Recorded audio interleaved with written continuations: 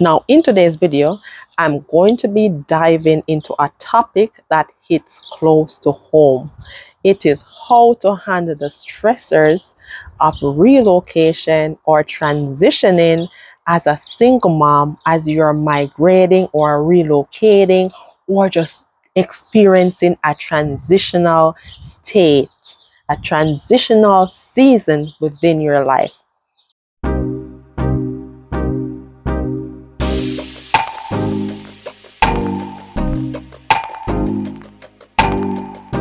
Hey, welcome back to my channel. If you're new to me here, my name is Yashika Turner, and on this channel, we strive to create a happier, healthier lifestyle. So if that sounds like a community, a family that you would like to be in, please go ahead and hit the subscription button right now.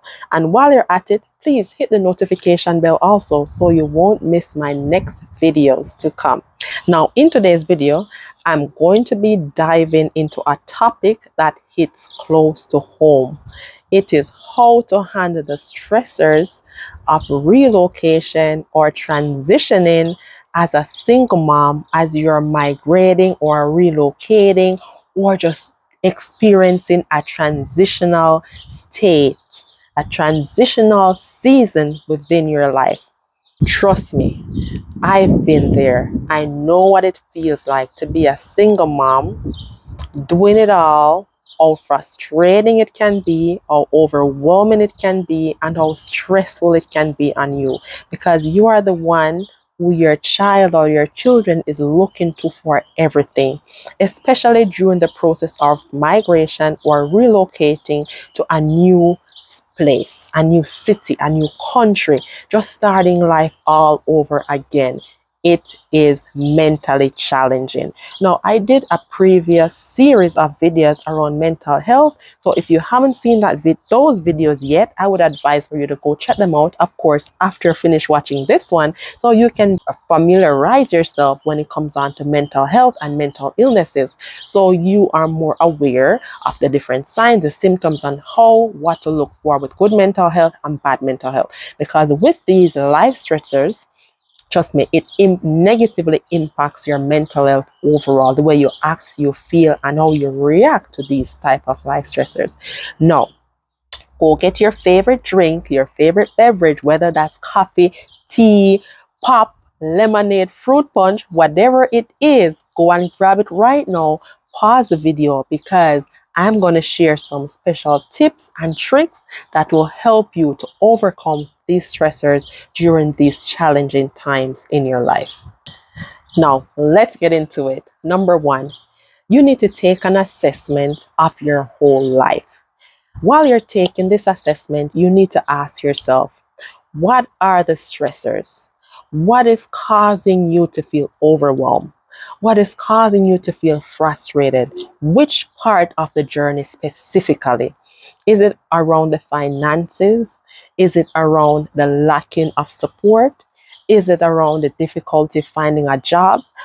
But you need to pinpoint to be specific about what is causing your stressors. Being specific will bring some awareness, so then you can be specific when it comes on to handling this specific problem that is causing the stress, the overwhelm, the frustration, and the burnout, right? So that's number one, taking an assessment. Now, number two, now that you're completely aware of where your stress is coming from, where your fear is coming from, and where the frustration is coming from, now you will be able to handle this problem. Handling this problem might look like asking for help, reaching out to friends, reaching out to families, reaching out to network systems, network communities, watching YouTube videos like these ones that I create for you, and asking questions. Persons will not know what you're going through if you keep a closed mouth. People will see you and they think you're doing fine when actually you are dying inside. You're overwhelmed inside. You're crying yourself to sleep at nights. So you have to take that responsibility to say, you know what, I'm going to handle this problem by reaching out for help. I'm going to handle this problem by making sure that I have a friend or a family that when I'm feeling alone in this journey, I can pick up the phone, call them for support. Because trust me, throughout this time, you will need support system because you are the only one that your child looks forward to for support, for comfort. And when you don't have a significant other for yourself to provide this support, this comfort, and this reassurance for yourself, you need a strong friend, you need a strong family member, or you need a strong community. So number two is handling the problem, which might be asking for help, right? Are you enjoying this video? Does this sound like it's making sense? If yes, hit the like button while you're at it. So this notifies the algorithm that you are enjoying this video, and it encourages me to provide more video content like this for you. Number three, don't forget to rest. Don't neglect your rest. Don't neglect your sleep. Yes, I know at times you might feel like you have to go, go, go, go, go. But at times you have to pause and you have to refuel your happiness tank. What does that mean? Stopping and pausing and filling your cup. You cannot pour from an empty cup.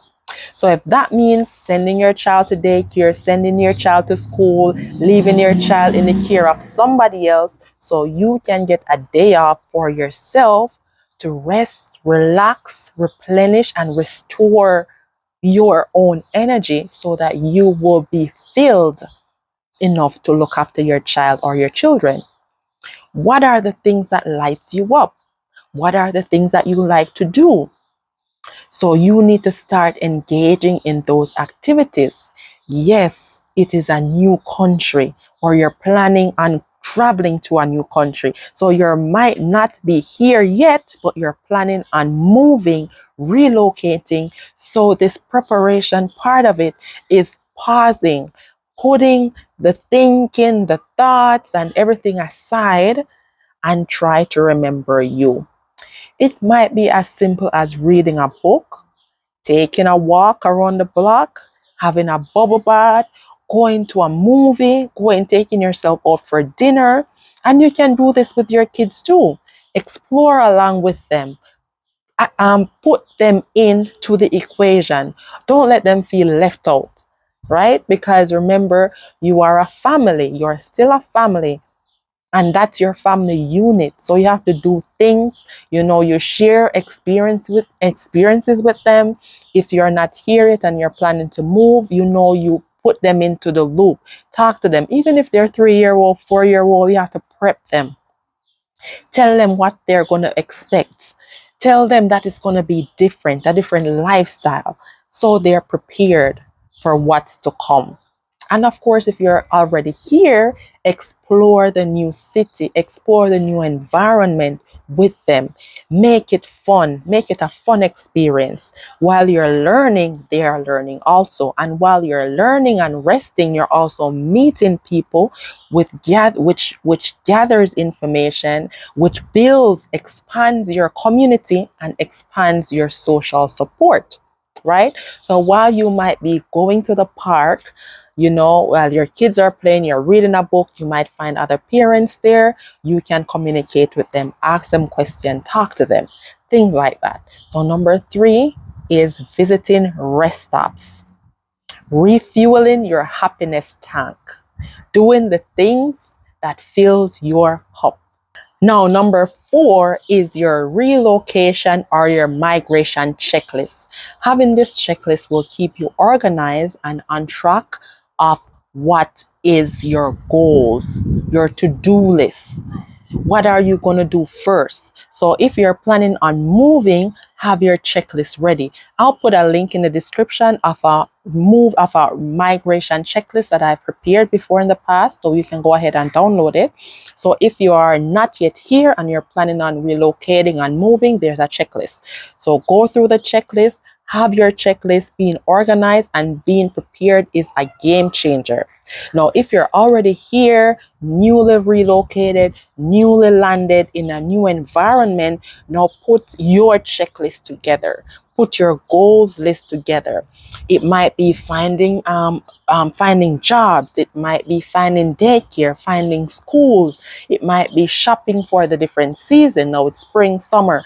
So fortunately, if you're watching this throughout this time, it's not winter here in Canada where you have to go think of buying winter gears, but things like that. Having your checklist so you are on point, on top of your goals. I remember when I landed here in Canada 12 years ago as a single mom myself, as I tell you, this is a topic that is very close to home. Yes, now I'm happily married, but you know what? The Lord is taking me back.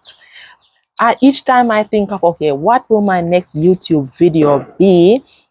Single moms, you're always on top of my list. You know why? Because I was a single mom too, and I didn't have that guidance and that community for single moms.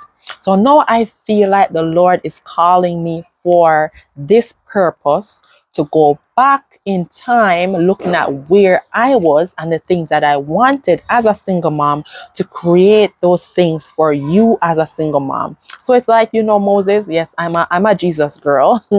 So here we're big on faith also. So it's not where it's a holistify approach, right? Holistic approach. So now I'm getting into the faith part of your wellness, your spiritual wellness. So, the Bible with Moses, as he went back for his people. Now, I think that's my assignment and a part of my purpose throughout this season in my life. Now, let me know what other videos, what other concerns you have so I can create those contents for you. Where was I? I detoured a little bit.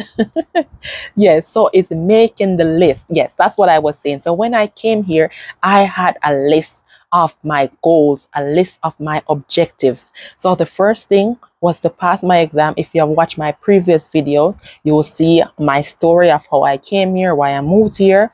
I also have other videos for single moms, but I had my goal list, passing my nursing exam, getting a job, getting my apartment, getting the car, getting the house. And when you are so focused on your goals and you know exactly what you want, then it's easier to achieve your goals. If you come or you move to a new country and you have no idea, you're clueless of what exactly you want. Why exactly did you move? Why exactly did you relocate? So you need to remember your why. And once you know your why, you are aware of your why, now you start to get in action. Because if you don't do it, nobody else is going to do it for you. So you have to write down your goals list. What is the first thing I need to do when I relocate to this new city or this new country? Right? And you have them because everybody's goal is different. Success is different for everybody. So what was my success will be different from your level of success. And each goal you achieve will be another level of success, which takes me to where am I? Number 5, which is celebrating yourself. Stop and celebrate each and every accomplishment. Write them down. Be grateful. Show gratitude. Do you have a journal? Do you journal? Journaling is another way of coping with stressors because you're writing out how you're feeling, assessing your mental health. And again, if you haven't seen those videos, go and check them out. Assessing your mental health, building awareness so you can know when your mental health is going downhill. And once you're aware, you know how to pick yourself back up, handling these different stressors, knowing the triggers, what is triggering you, what is causing the stress, what is causing the frustration, what is causing the overwhelm. So once you are aware of those things, once you overcome each roadblocks, because trust me, there will be many roadblocks, and with each roadblocks comes with another level of stress. So you have to be equipped and you have to be prepared to overcome those roadblocks. Jump over them, climb over them. Don't let them stop you, right? You have to learn to thrive rather than survive.